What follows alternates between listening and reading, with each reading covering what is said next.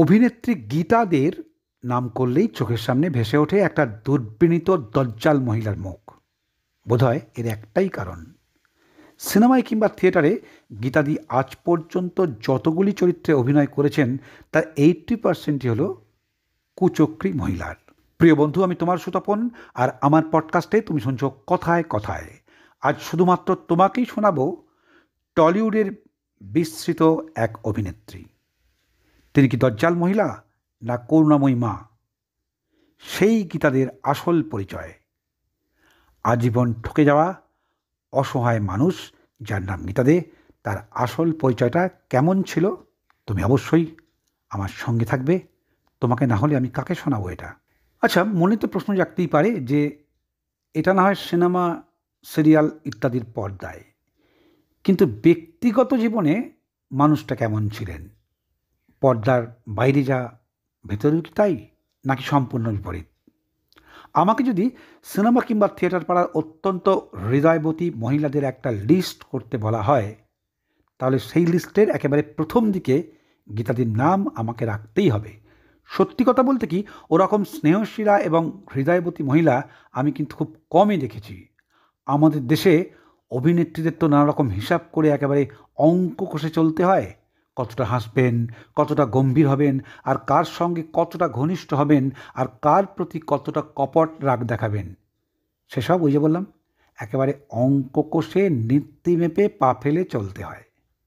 কিন্তু গীতাদির সেসব কিচ্ছু নেই। তিনি মানুষটার ভেতরে যা, বাইরেও তাই, একেবারেই অকপট। তাহলে তো গীতাদির গল্পটা আর এগিয়ে না নিয়ে যাওয়াই উচিত, তাই না? কিন্তু প্রশ্ন হলো যে তাহলে পর্দায় মানুষটা এরকম কেন? আসলে এই মানুষটাকে, এই যে পর্দার ভেতরে যা বাইরেও তাই, একেবারে অকপট, আর এই জন্যই জীবনে কিন্তু তাকে অনেক মূল্য দিতে হয়েছে। দিনের পর দিন, বছরের পর বছর অনেক ঠকতে হয়েছে, অনেক নিগ্রহ সহ্য করতে হয়েছে। কিন্তু এসবের সত্ত্বেও ভদ্রমহিলার শিক্ষা হয়নি। আর এই ইন্ডাস্ট্রির স্বার্থান্বেষী কিছু মানুষ দিনের পর দিন তাকে অনবরত ঠকিয়ে চলেছেন, তো ঠকিয়ে চলেছেনই। মাঝে মাঝে এমনও সন্দেহ হয় যে গীতাদি বোধহয় জীবনে জেতার চেয়ে ঠকাতেই আনন্দ পান বেশি। ঠকে যাওয়ার পাল্লাটাই তার ভারী ছিল। সেই রকম একটা ঘটনা আমার চোখের সামনে ঘটেছিল একদিন। এক প্রযোজক গীতাদির সঙ্গে একটা ছবিতে কাজ করবার জন্য মৌখিক চুক্তি করেছিলেন। কথা ছিল তিনি 300 টাকা পার ডে করে তাকে দেবেন। দিন 10 কাজ ছিল ছবিতে। কাজ চলবার সময় প্রযোজক গীতাদিকে অন অ্যাকাউন্ট কিছু পেমেন্ট করছিলেন। কাজ শেষ হয়ে যাওয়ার পর উনি যখন ফাইনাল ভাউচার করতে এলেন, তখন দেখা গেল উনি 200 টাকা করে পার ডে ধরেছেন। গীতাদি সাধারণত রাগ টাগ বিশেষ করেন না, কারণ সব অবস্থাতেই তিনি নিজেকে সংযত রাখবার একেবারে শেষ পর্যন্ত চেষ্টা করেন। সেদিন কিন্তু তিনি ধৈর্য হারিয়ে ফেললেন এবং বললেন, সে কি, আপনার সঙ্গে আমার তো কথা হয়ে গেল যে পার ডে 300 টাকা করে আমাকে দেবেন। এমনিতে আমি 500 টাকা করে নিই, কিন্তু যেহেতু আপনি অনেক অন্যায় বিনয় করলেন আর রোলটাও বেশ ভালো, তাই আমি অত কম টাকায় রাজি হয়ে গেলাম। আর এখন কিনা টাকাটা আরও কম নিতে হবে? এ কী রকম ব্যবহার আপনার? ভদ্রলোক বললেন, তুমি ভুলে গেছো গীতা, তোমার সঙ্গে আমার পার ডে 200 টাকাই কথা হয়েছিল। এখন চটপট বাকি টাকাটা নিয়ে ভাউচার সই করে দাও দেখি। গীতাদি বললেন, হতেই পারে না, আপনি মিথ্যে কথা বলছেন। আমি কখনো 200 টাকা পার ডেতে রাজি হতে পারি না, কিছুতেই নয়। অনেক গরিব প্রডিউসারদের কাজ আমি বিনা পয়সায় করে দিয়েছি, সেরকম মন আমারও আছে, তা নিশ্চয়ই আপনার অজানা নয়। কিন্তু 200 টাকার কথা হলে আমি 300 টাকা চাইব, তেমন ছোটো লোকও আমি নয়। আপনিই বরং মিথ্যে কথা বলছেন। গীতাদির এই উত্তর শুনে প্রযোজক ভদ্রলোক একেবারে চটে গেলেন।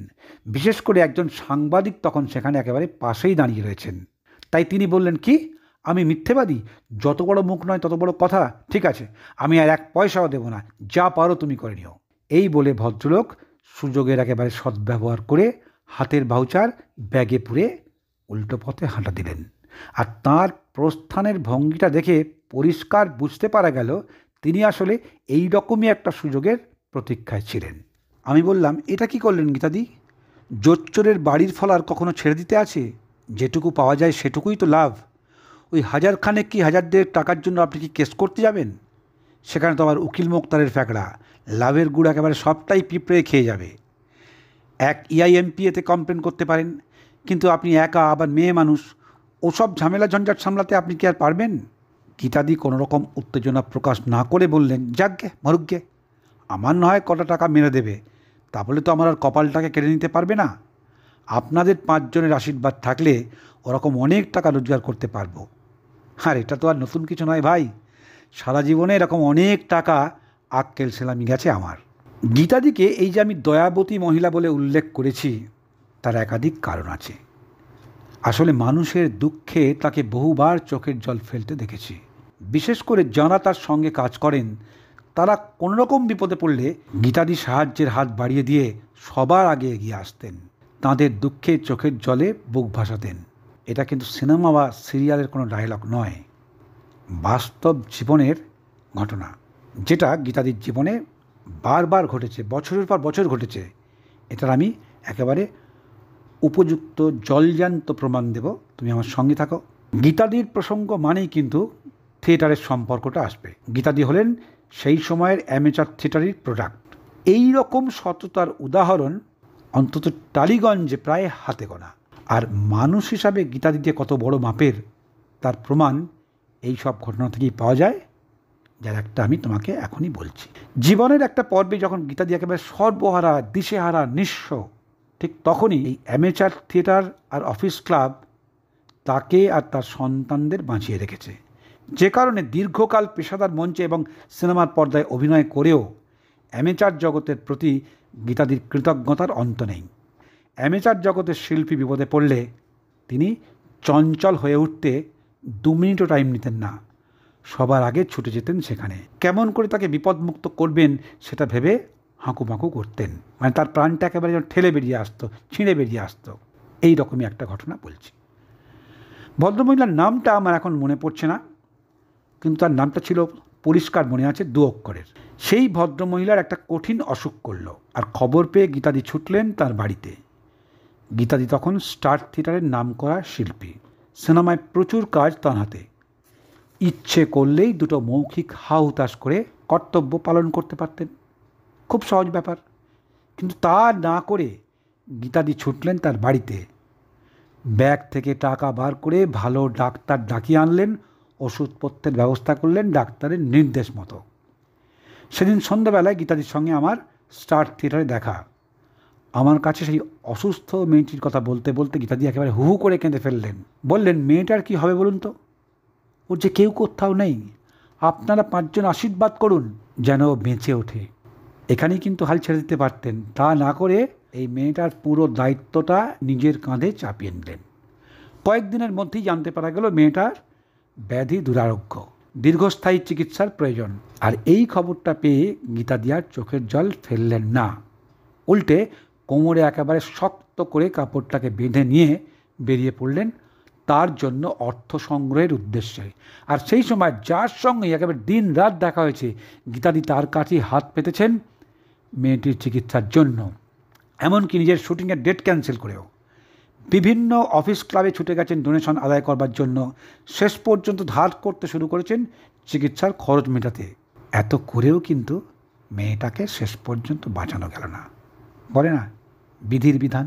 একটিমাত্র শিশু সন্তানকে অনাথ করে রেখে মেয়েটা চলে গেল এই পৃথিবী ছেড়ে।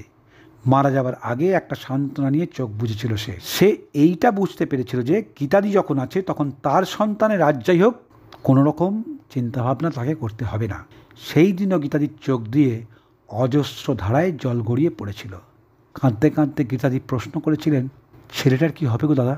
এই প্রশ্নের উত্তরটা আমার জানা ছিল না, তাই কোনো উত্তর সেদিন দিতে পারিনি। কিন্তু গীতাদি নিজেই সে উত্তর খুঁজে নিয়েছিলেন। অনেক চেষ্টা চরিত্র করে একে তাকে ধরে ছেলেটিকে একটা সৎ অনাথ আশ্রমে, মানে যথার্থ জায়গায় ভর্তি করে দিতে পেরেছিলেন। এই হলেন গীতাদি। পর্দায় যে রূপ দেখেছো তার সঙ্গে একদম মেলাতে পারবে না, এই রূপটা হলো গীতাদির আসল রূপ। সত্যি কথা বলতে কি, এই রকম একজন মহিলাকে হৃদয়বতী মহিলা বলবো না তো কাকে বলবো? আর এরপরে যে কথাটা বলবো সে কথাটা তোমার বুকে ধাক্কা মারবেই, অবিশ্বাস্য হলেও নিদারুণ, চরম সত্যি। আর এই গীতাদিকেই একদিন অন্যের জন্য নয়, এবার নিজের জন্যই হু হু করে কাঁদতে দেখেছিলাম। এবং এটা কোনো সিনেমার ব্যাপার নয়, সিরিয়ালের সিকোয়েন্সও নয়। তার কান্না দেখে নিজের চোখের জল ধরে রাখতে পারেনি।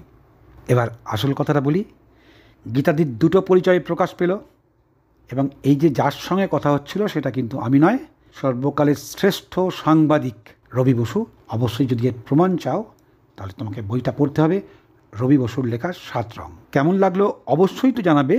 আর গীতাদি সম্পর্কে তোমার কোনো প্রশ্ন থাকলে, কোনো অভিজ্ঞতা থাকলে সেটা অবশ্যই শেয়ার করবে। আর সব কিছু করবার আগে চ্যানেলটাকে সাবস্ক্রাইব করে নিয়ে বেল আইকনটা প্রেস করে দিয়ে অল করে দিয়ে লাইক শেয়ার কমেন্ট করতে কখনই ভুলবে না। নিজের পেশাকে বজায় রেখে, আত্মসম্মান বজায় রেখে অন্যের জন্য ঝাঁপিয়ে পড়ো যতটুকু সম্ভব। সবার আগে তুমি ভালো থেকো বন্ধু। টাটা।